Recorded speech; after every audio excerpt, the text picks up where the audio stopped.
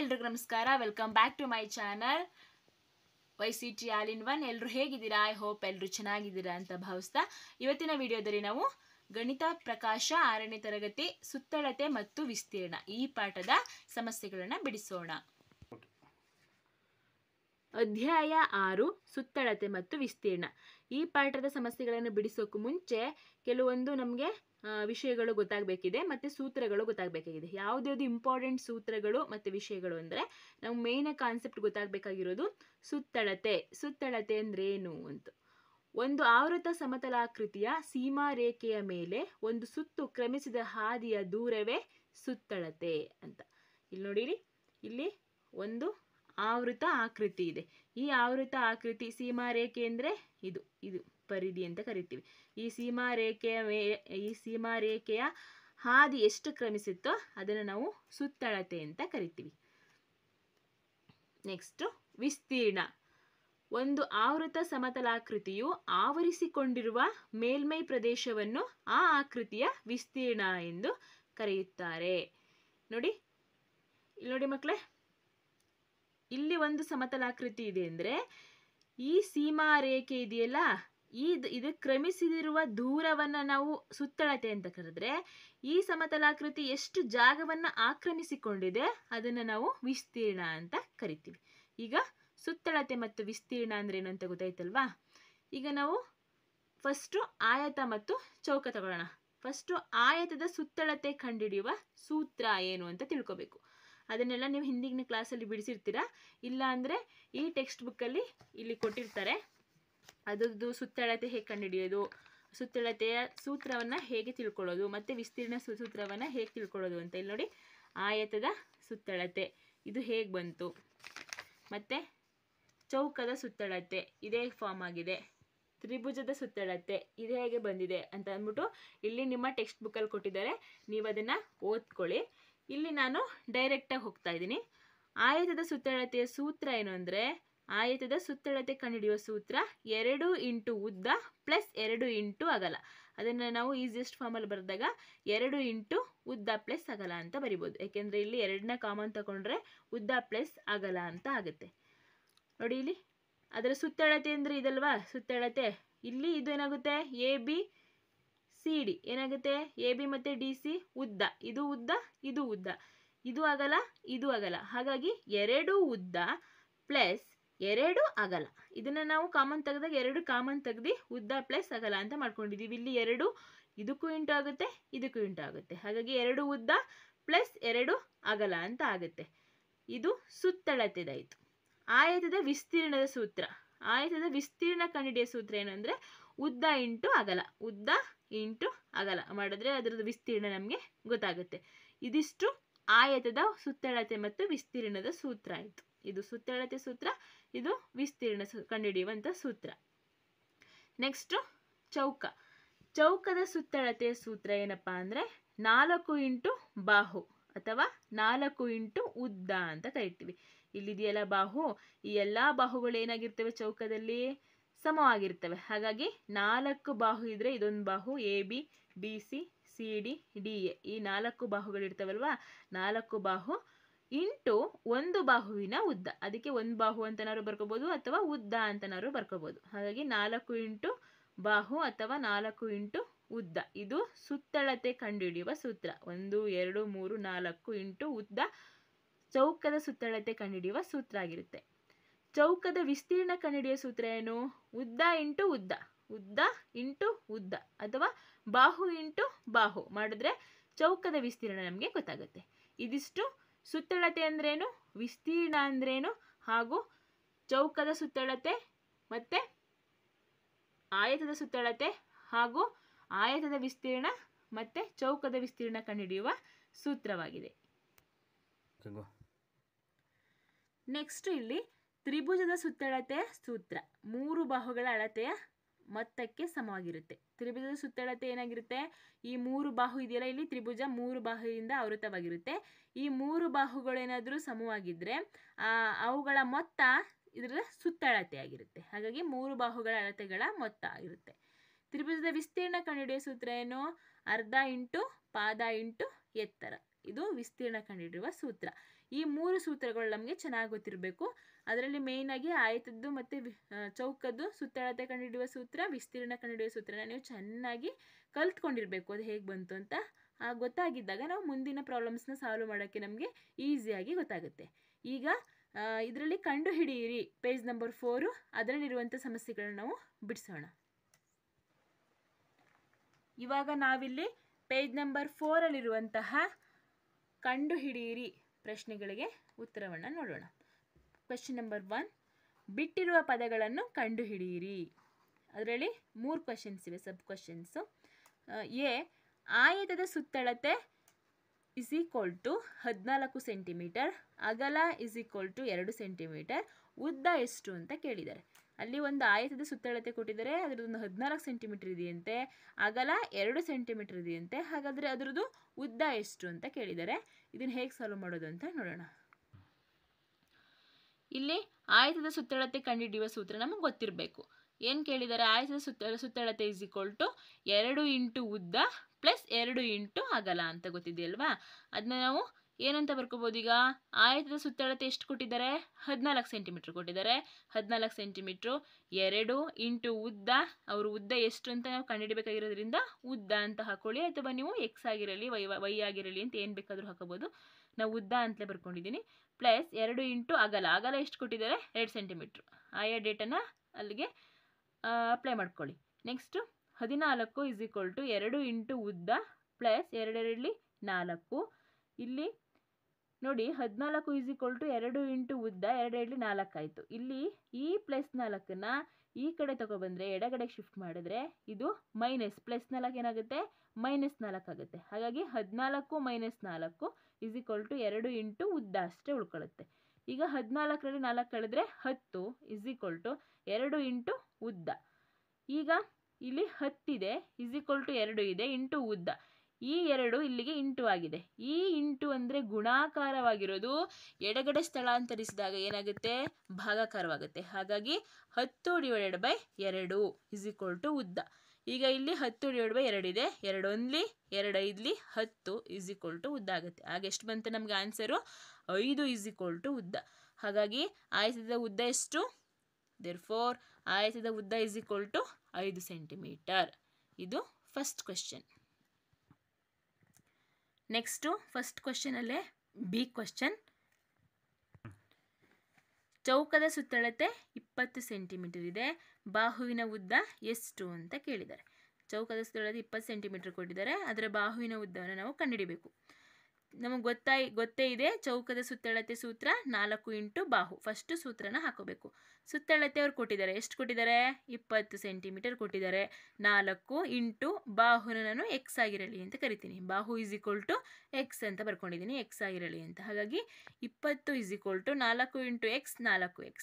ಈಗ 20 ಇಲ್ಲಿದೆ, 4 ಇಲ್ಲಿಗೆ ಗುಣಾಕಾರವಾಗಿದೆ. ಹಾಗಾಗಿ ಈ ಗುಣಾಕಾರ ಸ್ಥಳಾಂತರಿಸಿದಾಗ ಎಡಗಡೆ ಬಂದರೆ ಅದು ಭಾಗಾಕಾರವಾಗುತ್ತೆ. ಹಾಗಾಗಿ ಇಲ್ಲಿ 20 ಡಿವೈಡ್ ಬೈ 4 ಇದೆ, ಈಸ್ ಈಕ್ವಲ್ ಟು ಇಲ್ಲೇನು ಉಳಿತು? ಇದು ಈ ಕಡೆ ಹೋದರೆ ಇಲ್ಲೇನು ಉಳಿತು? ಎಕ್ಸ್ ಉಳಿತು. ಹಾಗಾಗಿ ಇಲ್ಲಿ ಎಕ್ಸ್ ಹಾಕ್ಕೊಂಡಿದ್ದೀನಿ. ಈಗ ಇಲ್ಲಿ ನಾವು 20 ಡಿವೈಡೆಡ್ ಬೈ 4 ಇದೆ. ಈಗ ಇದನ್ನು ಭಾಗಿಸ್ಬೇಕು. 4 1ಲಿ 4, 4 5ಲಿ 20 is equal to X. Therefore 5 is equal to X. ಅಂದರೆ ದೇರ್ಫೋರ್ ಬಾಹುವಿನ ಉದ್ದ ಎಷ್ಟಾಗುತ್ತೆ? 5 ಸೆಂಟಿಮೀಟರ್ ಆಗುತ್ತೆ. ಆಗ 5 ಸೆಂಟಿಮೀಟರ್ ಆದರೆ 5 ಸೆಂಟಿಮೀಟರ್ ಆದರೆ ಇಲ್ಲಿ ಬಾಹುವಿನ ಉದ್ದ 5 ಆದರೆ ಇಲ್ಲಿ 4 ಆಗುತ್ತೆ. ಹಾಗಾಗಿ 5 4ಲಿ 20 ಸೆಂಟಿಮೀಟರ್ ಸುತ್ತಳತೆ ಬರುತ್ತೆ. ಹಾಗಾಗಿ ಬಾಹುವಿನ ಉದ್ದ ಎಷ್ಟು? 5 ಸೆಂಟಿಮೀಟರ್. ನೆಕ್ಸ್ಟು ಫಸ್ಟ್ ಕ್ವೆಶ್ಚನಲ್ಲಿ ಸಿ ಕ್ವೆಶ್ಚನ್. ಆಯತದ ಸುತ್ತಳತೆ 12 ಮೀಟರ್, ಉದ್ದ 3 ಮೀಟರ್ ಆದರೆ ಅಗಲ ಎಷ್ಟು ಕಂಡುಹಿಡಿಯಿರಿ ಅಂತ ಕೇಳಿದ್ದಾರೆ. ನಾವು ಪರಿಹಾರ, ಆಯತದ ಸುತ್ತಳತೆ ಕಂಡುಹಿಡಿಯುವ ಸೂತ್ರ ಏನು? 2 ಇಂಟು ಉದ್ದ ಪ್ಲಸ್ 2 ಇಂಟು ಅಗಲ ಅಂತಂದರೆ ನಾವು ಇದನ್ನು ಹೇಗೆ ಬರ್ಕೋಬೋದು? ಆಯತದ ಸುತ್ತಳತೆ ಎಷ್ಟು ಕೊಟ್ಟಿದ್ದಾರೆ? 12. ಹಾಗಾಗಿ 12 ಮೀಟರ್ ಈಸ್ ಈಕ್ವಲ್ ಟು ಈ 2 ಇಂಟು ಉದ್ದ ಪ್ಲಸ್ 2 ಇಂಟು ಅಗಲ. ಇದಕ್ಕೆ ನೀವು ಸಬ್ಸ್ಟಿಟ್ಯೂಟ್ ಮಾಡೋದಾದರೆ ಮಾಡಬಹುದು, ಅಥವಾ ನೀವು 2 ಇಂಟು ಉದ್ದ ಪ್ಲಸ್ ಅಗಲ ಅಂತ ಒಟ್ಟಿಗೆ ಹೀಗಾದರೂ ಬರ್ಕೋಬೋದು. ನಾನು ಇದನ್ನು 2 ಇಂಟು 2ನ್ನು ಕಾಮನ್ ತೆಗೆದು ಉದ್ದ ಪ್ಲಸ್ ಅಗಲ ಅಂತ ಬರ್ಕೊಂಡಿದ್ದೀನಿ. ಹಾಗಾಗಿ ನೀವು 12 ಮೀಟರ್ ಸುತ್ತಳತೆ, ಇಲ್ಲಿ 2, ಇದನ್ನು ಉದ್ದ ಪ್ಲಸ್ ಅಗಲ ಅಂತ ಬರ್ಕೋತೀನಿ.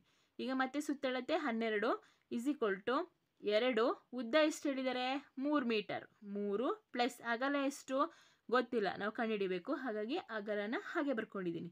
ಇಲ್ಲಿ 12 ಇಲ್ಲಿ ನೋಡಿ, ಇದನ್ನ ಇವೆರಡಕ್ಕೂ ಇಂಟು ಮಾಡಬೇಕು. ಹಾಗಾಗಿ 2 3 6, 2 3 6 ಪ್ಲಸ್ 2 ಇಂಟು ಅಗಲ 2 ಇಂಟು ಅಗಲ ಹಾಗೆ ಬರ್ಕೊಂಡಿದ್ದೀನಿ. ಈಗ ಈ 12 ಇದೆ, 12 6 ಪ್ಲಸ್ 2 ಇಂಟು ಅಗಲ ಸಿಕ್ತು ನಮಗೆ. ಈ 6 ಇಲ್ಲಿ +6 ಇದೆ, ಈ +6 ಈ ಎಡಗಡೆ ಬಂದರೆ -6 ಆಗುತ್ತೆ. ಹಾಗಾಗಿ 12 - 6 ಇಲ್ಲೇನು ಉಳಿತು 2 ಇಂಟು ಅಗಲ. ಈಗ 12ರಲ್ಲಿ 6 ಕಳೆದ್ರೆ 6 2 ಇಂಟು ಅಗಲ. ಈಗ 2 ಇದಕ್ಕೆ ಗುಣಾಕಾರವಾಗಿದೆ, ಈ ಕಡೆ ಬಂದರೆ ಅದು ಭಾಗಾಕಾರವಾಗುತ್ತೆ. ಹಾಗಾಗಿ 6 ÷ 2 ಅಗಲ. ಹಾಗಾಗಿ ಇದನ್ನು ಭಾಗಿಸಿದ್ರೆ 2 1 2 3 6 ಅಗಲ ಆಗುತ್ತೆ. ಹಾಗಾಗಿ 3 ಮೀಟರ್ ಅಗಲ. ದೇರ್ಫೋರ್ ಅಗಲ ಎಷ್ಟು 3 ಮೀಟರ್. ಇಲ್ಲಿ ಯೂನಿಟ್ನ ಯಾವ್ದು ಕೊಟ್ಟಿದ್ದಾರೆ, ನೀವು ಸೆಂಟಿಮೀಟರ್ ಕೊಟ್ಟರೆ ಸೆಂಟಿಮೀಟರ್ ಬರೀಬೇಕು, ಮೀಟರ್ ಕೊಟ್ಟರೆ ಮೀಟರಲ್ಲೇ ಇಡಬೇಕು. ಸೆಂಟಿಮೀಟರ್ ಕೊಟ್ಟರೆ ಸೆಂಟಿಮೀಟರು, ಮೀಟರಲ್ಲಿ ಕೊಟ್ಟರೆ ಮೀಟರಲ್ಲೇ ಇಡಬೇಕು. ಈಗ ಇಲ್ಲಿ ನಾವು ಒಂದು ಆಯತ ಹಾಕೊಂಡ್ರೆ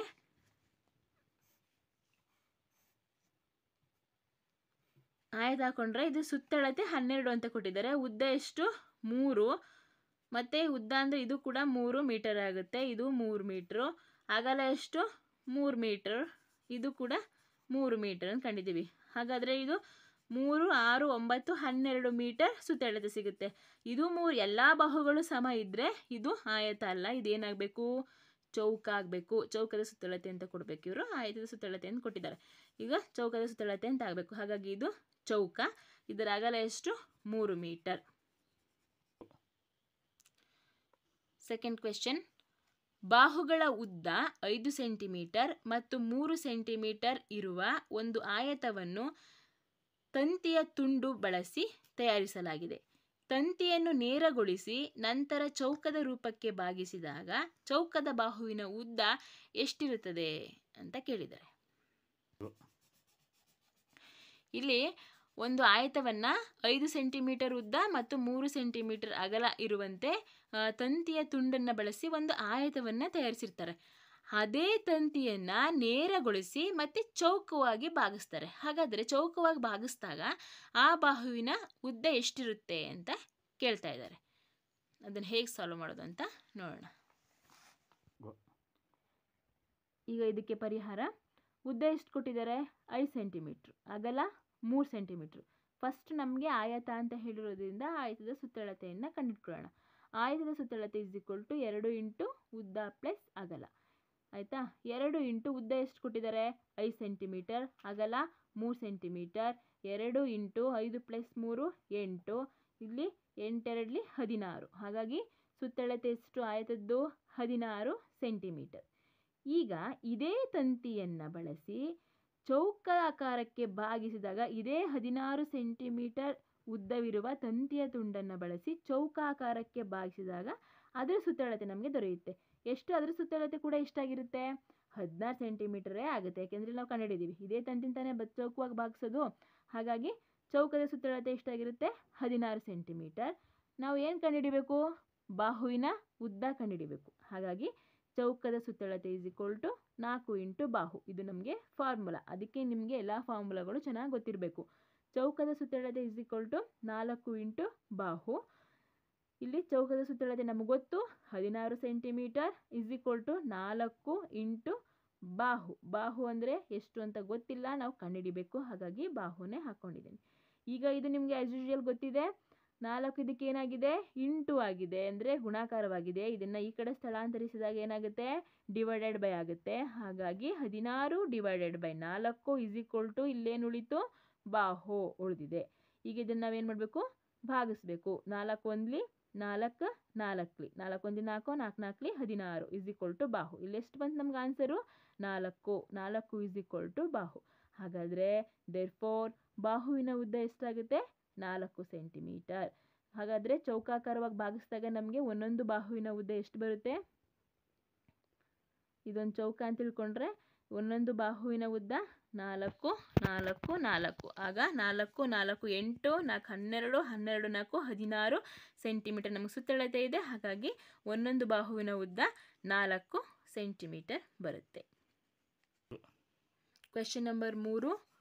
ಒಂದು ತ್ರಿಭುಜದ ಸುತ್ತಳತೆ 55 ಸೆಂಟಿಮೀಟರ್ ಆಗಿದ್ದು ಅದರ ಎರಡು ಬಾಹುಗಳ ಉದ್ದವು ಕ್ರಮವಾಗಿ 20 ಸೆಂಟಿಮೀಟರ್ ಮತ್ತು 14 ಸೆಂಟಿಮೀಟರ್ ಆದರೆ ಮೂರನೇ ಬಾಹುವಿನ ಉದ್ದವನ್ನು ಕಂಡುಹಿಡಿಯಿರಿ ಅಂತ ಕೇಳಿದ್ದಾರೆ. ಇದಕ್ಕೆ ಪರಿಹಾರ ನೋಡೋದಾದ್ರೆ ಅಲ್ಲಿ ಒಂದು ತ್ರಿಭುಜ ಕೊಟ್ಟಿದ್ದಾರೆ. ತ್ರಿಭುಜದಲ್ಲಿ 3 ಬಾಹುಗಳಿವೆ. 2 ಬಾಹುಗಳ ಅಳತೆಯನ್ನು ನಮಗೆ ಕೊಟ್ಟಿದ್ದಾರೆ. ಅದರ ಸುತ್ತಳತೆ ಕೂಡ ಕೊಟ್ಟಿದ್ದಾರೆ. 2 ಬಾಹುಗಳ ಅಳತೆ ಕೊಟ್ಟಿದ್ದಾರೆ. ಒಂದು 20 ಸೆಂಟಿಮೀಟರ್ ಇದೆಯಂತೆ, ಒಂದು 14 ಸೆಂಟಿಮೀಟರ್ ಇದೆಯಂತೆ. ಇನ್ನೊಂದು ಬಾಹುವಿನ ಅಳತೆಯನ್ನು ನಾವು ಕಂಡುಹಿಡಿಬೇಕು ಅಂತ ಹೇಳಿದ್ದಾರೆ. ಹಾಗಾಗಿ ತ್ರಿಭುಜದ ಸುತ್ತಳತೆ ಎಷ್ಟು ಅಂತ ಕೊಟ್ಟಿದ್ದಾರೆ? 55 ಸೆಂಟಿಮೀಟರ್. ತ್ರಿಭುಜದ ಸುತ್ತಳತೆ ಕಂಡುಹಿಡಿಬೇಕಾದ್ರೆ ನಾವು ಆಗಲೇ ಏನು ಹೇಳಬೇಕು ಅಂತ ಹೇಳಿದೆ? 3 ಬಾಹುಗಳ ಮೊತ್ತ ಏನಾಗುತ್ತೆ? ತ್ರಿಭುಜದ ಸುತ್ತಳತೆ ಆಗುತ್ತೆ. ಹಾಗಾಗಿ ಇಲ್ಲಿ 3 ಬಾಹುವನ್ನು ಬರ್ಕೋಬೇಕು. ಯಾವ್ಯಾವುದು? A B C, A C plus C B plus B A. ಈ ಬಾಹುಗಳ ಅಳತೆನ ಬರ್ಕೊಂಡ್ರೆ ನಮಗೆ ತ್ರಿಭುಜದ ಸುತ್ತಳತೆ ಸಿಗುತ್ತೆ. ಹಾಗಾಗಿ ತ್ರಿಭುಜದ ಸುತ್ತಳತೆ is equal to A C plus B C plus B A ಅಂತ ನಾನು ಫಾರ್ಮುಲಾ ಬರ್ಕೊಂಡಿದ್ದೀನಿ. 3 ಬಾಹುಗಳನ್ನು ಬರ್ಕೊಂಡಿದ್ದೀನಿ. ಇಲ್ಲಿ ತ್ರಿಭುಜದ ಸುತ್ತಳತೆ ಕೊಟ್ಟಿದ್ದಾರೆ ಅವರು. ಎಷ್ಟು? 55 centimetre is equal to A C ಎಷ್ಟು ಅಂತ ಹೇಳಿದ್ದಾರೆ? A C 20 centimetre plus B C 14 centimetre plus B A ಎಷ್ಟು ಅಂತ ನಾವು ಕಂಡುಹಿಡಿಬೇಕು. ಹಾಗಾಗಿ ಬಿ ಎನ ಹಾಗೆ ಬರ್ಕೊಂಡಿದ್ದೀನಿ. ಈಗ ಇಲ್ಲಿ 55 is equal to 20 plus 14 34 plus B A. ಈಗ 55 ನಿಮ್ಗೆ ಗೊತ್ತಿದೆಯಲ್ಲ ಮುಂದೆ ಏನು ಮಾಡಬೇಕು ಅಂತ. ಈ ಕಡೆ ಪ್ಲಸ್ 34 ಇರೋದು ಈ ಕಡೆ ಬಂದರೆ ಏನಾಗುತ್ತೆ? ಮೈನಸ್ 34 ಈಸ್ ಈಕ್ವಲ್ ಟು ಈ 34 ಈ ಕಡೆ ಶಿಫ್ಟ್ ಆದರೆ ಇಲ್ಲಿ ಏನು ಉಳಿಯುತ್ತೆ? ಬಿ ಎ ಉಳಿಯುತ್ತೆ. ಸೊ ಹಾಗಾಗಿ 50 minus 34 is equal to B A ಉಳಿಯುತ್ತೆ. 55ರಲ್ಲಿ 34 ಮೈನಸ್ ಮಾಡಿದ್ರೆ 21 is equal to B A. B A ಅಳತೆ ಎಷ್ಟು? 21 ಸೆಂಟಿಮೀಟರ್ ಆಗುತ್ತೆ ನೋಡಿ. ಹಾಗಾಗಿ ದೇರ್ಫೋರ್ ಮೂರನೇ ಬಾಹುವಿನ ಉದ್ದ ಎಷ್ಟಾಗುತ್ತೆ? 21 centimetre. Next 4th one. 150 metre ಉದ್ದ ಮತ್ತು 120 ಮೀಟರ್ ಅಗಲವಿರುವ ಒಂದು ಆಯತಾಕಾರದ ಉದ್ಯಾನವನಕ್ಕೆ ಬೇಲಿ ಹಾಕಲು ಪ್ರತಿ ಮೀಟರ್ಗೆ ರು 40ರಂತೆ ಎಷ್ಟು ವೆಚ್ಚವಾಗುತ್ತದೆ ಅಂತ ಕೇಳಿದ್ದಾರೆ.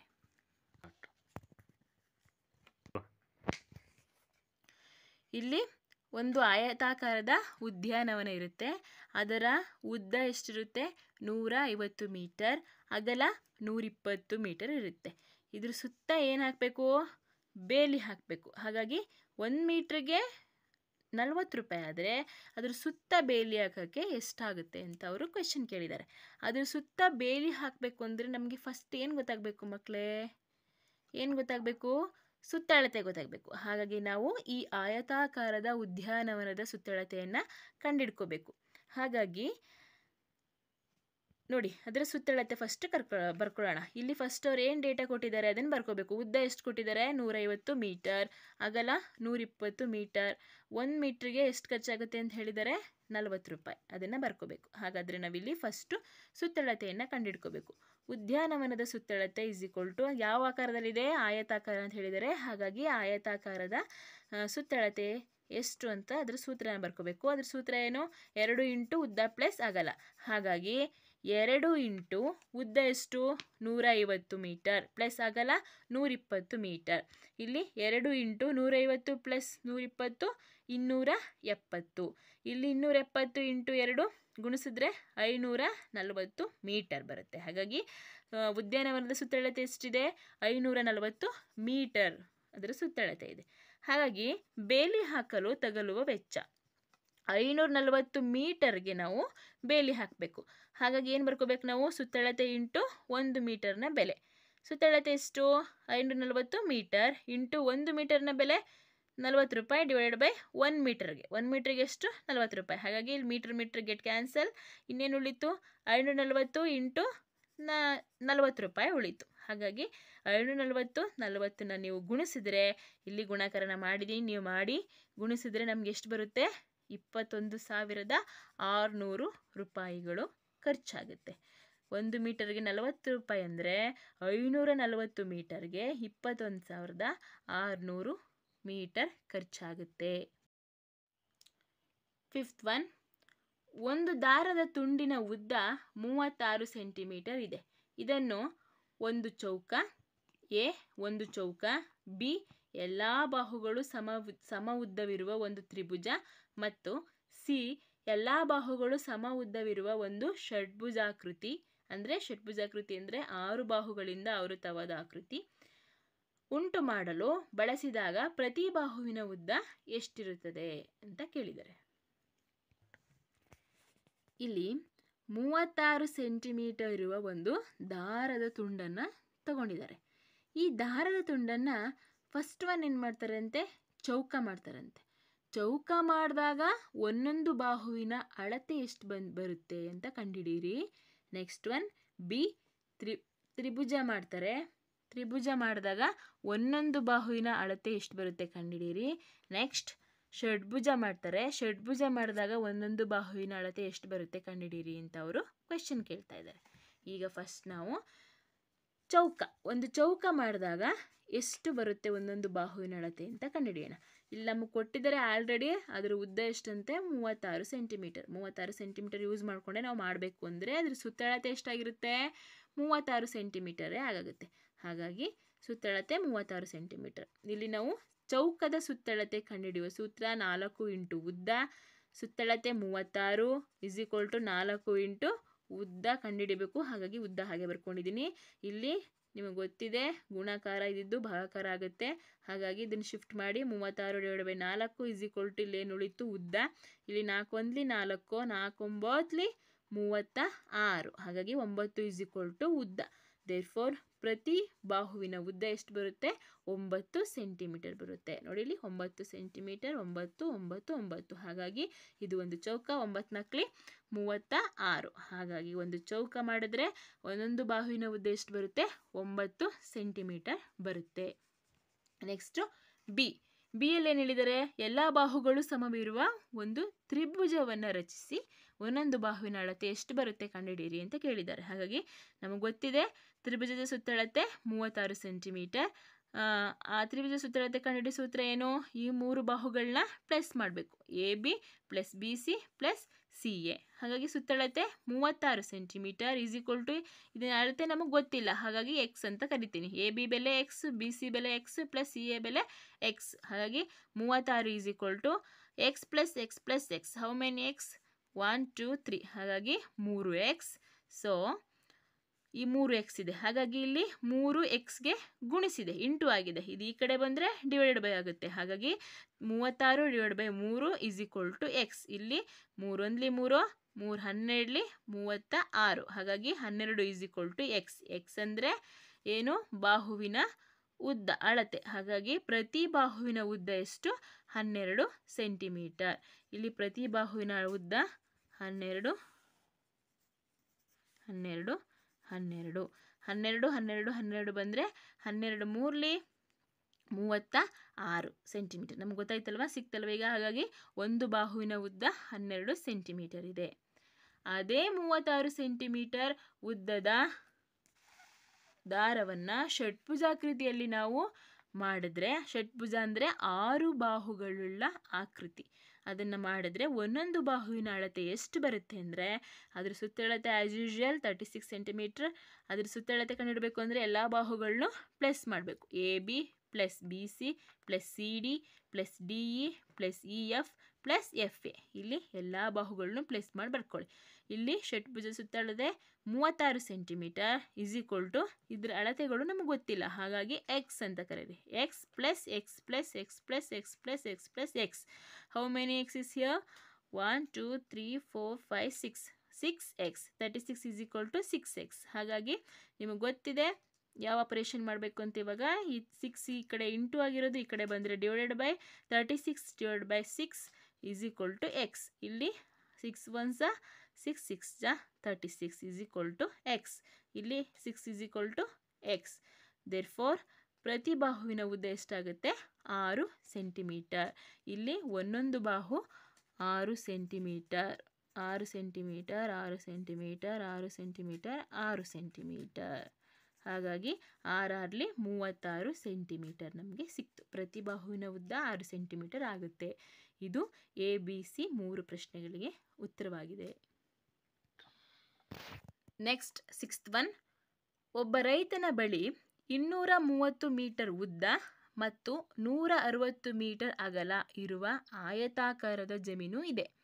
ಚಿತ್ರದಲ್ಲಿ ತೋರಿಸುವಂತೆ ಜಮೀನಿಗೆ 3 ಸುತ್ತು ಬೇಲಿ ಹಾಕಲು ಅವನು ಬಯಸುತ್ತಾನೆ. ಅವಶ್ಯವಿರುವ ಹಗ್ಗದ ಒಟ್ಟು ಉದ್ದ ಎಷ್ಟು ಅಂತ ಕೇಳಿದ್ದಾರೆ.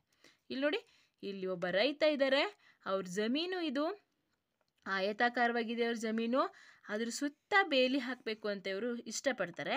ಅದ್ರ ಉದ್ದ ಎಷ್ಟಿದೆಯಪ್ಪ ಅಂದರೆ 230 ಮೀಟರ್ ಉದ್ದ ಇದೆ. ಅದರ ಅಗಲ 160 ಮೀಟರ್ ಇದೆ. ಈ ರೈತ ಹೀಗೆ 3 ಸುತ್ತು ಬೇಲಿ ಹಾಕಬೇಕು ಅಂತ ಬಯಸ್ತಾರೆ. ಹಾಗಾಗಿ ಈ ಬೇಲಿ ಹಾಕಬೇಕಾದ್ರೆ ಒಟ್ಟು ಹಗ್ಗದ ಉದ್ದ ಎಷ್ಟು ಬೇಕು ಅವ್ರಿಗೆ ಅಂತ ಕೇಳ್ತಾ ಇದ್ದಾರೆ. 6th one. ಪರಿಹಾರ. ಉದ್ದ ಎಷ್ಟು ಕೊಟ್ಟಿದ್ದಾರೆ?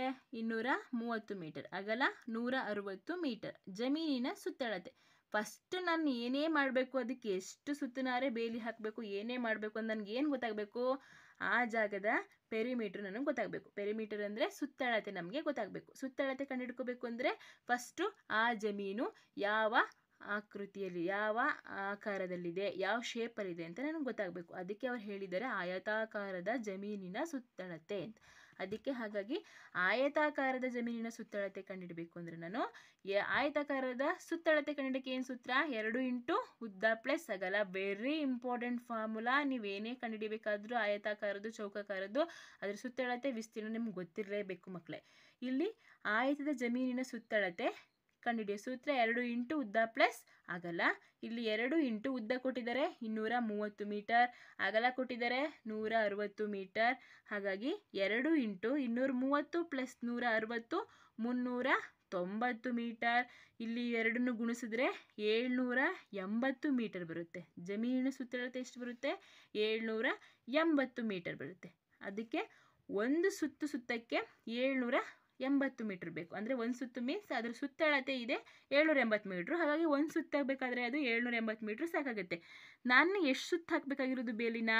ಹಗ್ಗದ ಉದ್ದ, ಒಟ್ಟು ಉದ್ದ ನನಗೆ ಎಷ್ಟು ಬೇಕು ಅಂದರೆ ಎಷ್ಟು ಸುತ್ತು ಹಾಕಬೇಕಾಗಿರೋದು? ನಾನು 3 ಸುತ್ತು ಹಾಕಬೇಕು. ಹಾಗಾಗಿ ಜಮೀನಿನ ಸುತ್ತಳತೆ ಇಂಟು 3 ಸುತ್ತು ಅಂತ ಹಾಕಿದ್ದೀನಿ. ಜಮೀನಿನ ಸುತ್ತಳತೆ ಎಷ್ಟು? 780 ಮೀಟರ್ ಇಂಟು 3 ಸುತ್ತು ಹಾಕಬೇಕು. ಹಾಗಾದರೆ ಇದನ್ನು ಗುಣಿಸಿದ್ರೆ ನನಗೆ 2340 ಮೀಟರ್ ಎಷ್ಟು ಬಂತು?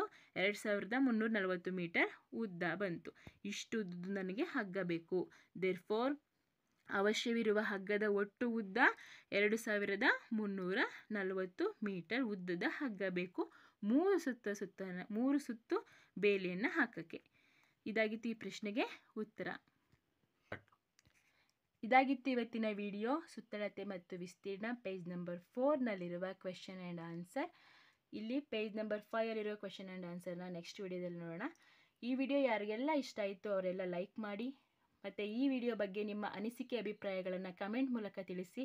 ಈ ವಿಡಿಯೋ ಯಾರಿಗೆಲ್ಲ ಯೂಸ್ಫುಲ್ ಅನಿಸುತ್ತೆ ಅವರಿಗೆಲ್ಲ ಶೇರ್ ಮಾಡಿ. ಮತ್ತು ನನ್ನ ಚಾನಲ್ನ ಇನ್ನೂ ಯಾರು ಸಬ್ಸ್ಕ್ರೈಬ್ ಮಾಡ್ದೇ ನೋಡ್ತಾ ಇದ್ದೀರೋ ಅವರೆಲ್ಲ ದಯವಿಟ್ಟು ಸಬ್ಸ್ಕ್ರೈಬ್ ಮಾಡಿ ಅಂತ ಹೇಳ್ತಾ, ಈಗಾಗಲೇ ಸಬ್ಸ್ಕ್ರೈಬ್ ಮಾಡಿರೋರಿಗೆ ಧನ್ಯವಾದಗಳನ್ನು ತಿಳಿಸ್ತಾ ಮುಂದಿನ ವಿಡಿಯೋದಲ್ಲಿ ಸಿಗೋಣ. Thank you for watching.